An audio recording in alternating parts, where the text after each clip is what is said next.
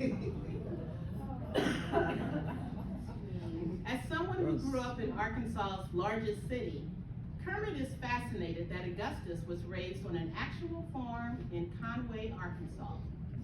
Despite both having lost contact with their birth fathers, Augustus now lives with his mother and stepfather, Della and Elmer Woods, who married when he was 12. Although Augustus turns 18 in March, he transfers into Dunbar's junior class with Kermit. The summer before their senior year, Arvelyn finally allows Augustus to court Kermit when her daughter turns 16 in July. On Saturday evenings, after closing the cafe, Arvelyn chaperones the couple in her living room. While the three listen to Your Hit Parade on the radio, Arvelyn studies a Bible lesson seated between Kermit and Augustus.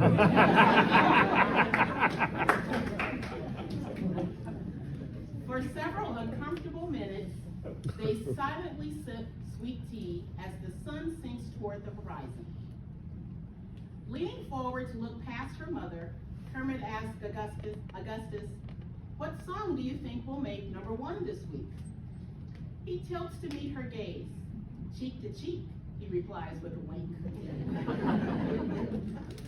Kermit's cheeks flush as she responds, "I like that song. It won last week, too." Glancing at his black wavy hair, she asks, "Do you get your hair combed?" Augustus looks annoyed, replying, "No, everyone thinks that I have Indian blood on my mother's side."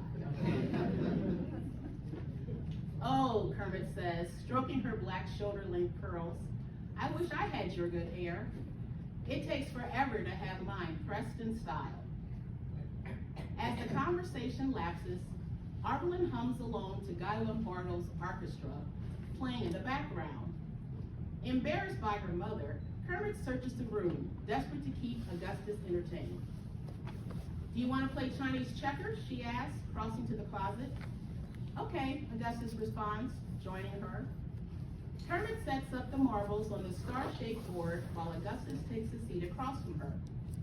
They talk late into the night over their competitive game.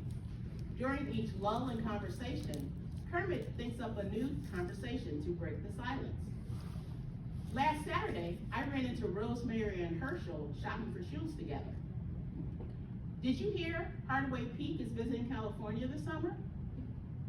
I heard he's going with Helen."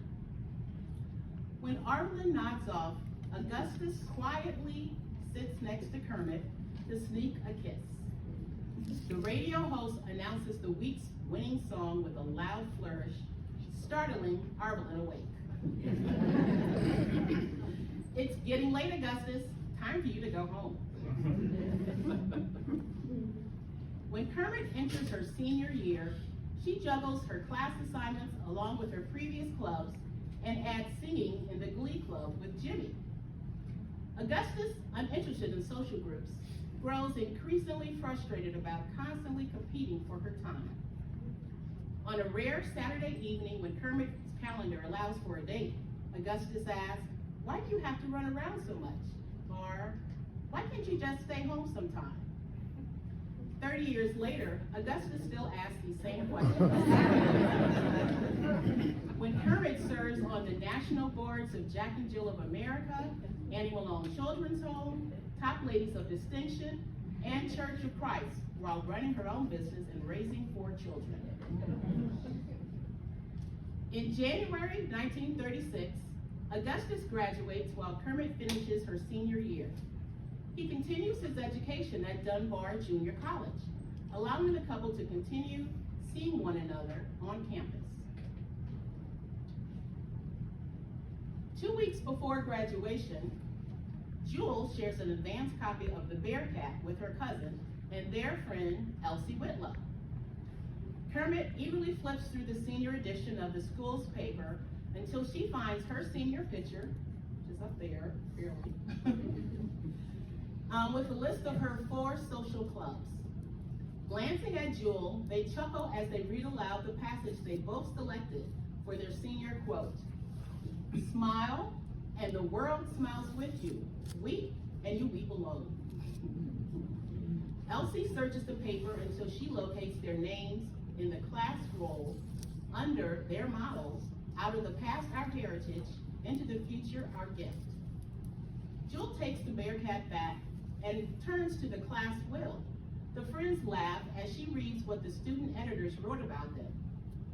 Know all men by these present that I, the celebrated senior class of Dunbar High School, do hereby make my last will and testament. Kermit leaves her talkativeness to Addie Pelton. Elsie leaves her unconcerned ways to George Tiddywit.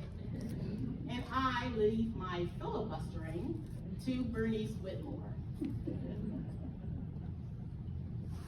On Thursday evening, May 28th, Dunbar's class of 1936 parades into the auditorium in caps and gowns while the school band performs God of Our Fathers.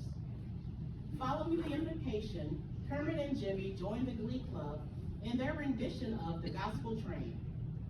Seniors then present historical skits and recite the achievements of the Negro in Arkansas. With anxious anticipation, Kermit and her 107 classmates rise to receive their hard-earned diplomas from the school board president. The ceremony concludes as the seniors join the Glee Club one final time for a performance of Nightfall in Grenada. After the ceremony, Kermit and Augustus celebrate at the graduation party sponsored by the High School Alumni Association. They enthusiastically join the gathering at Mount Temple, Lindy hopping to the sounds of Bill Holloway and his orchestra. As the band transitions to a romantic song, the couple embraces in a slow dance. I love you, Augustus whispers in Kermit's ear. Now that you've graduated, are you finally ready to get married?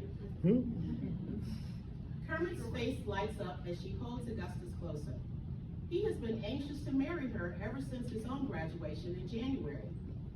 She squeezes his hand and leads him to a quiet spot away from the other dancers. You know how much I love you and want to be your wife, she begins. But we're not ready yet. I'm only 16 and want to go to nursing school first. And you need your college degree to get a good job and take care of me and our family. Augustus kisses Kermit and agrees to wait until they are in a better position to marry. That fall, Kermit joins him at Paul Dunbar Junior College. She studies psychology, biology, public speaking, and French, pursuing her dreams despite the barriers of segregation.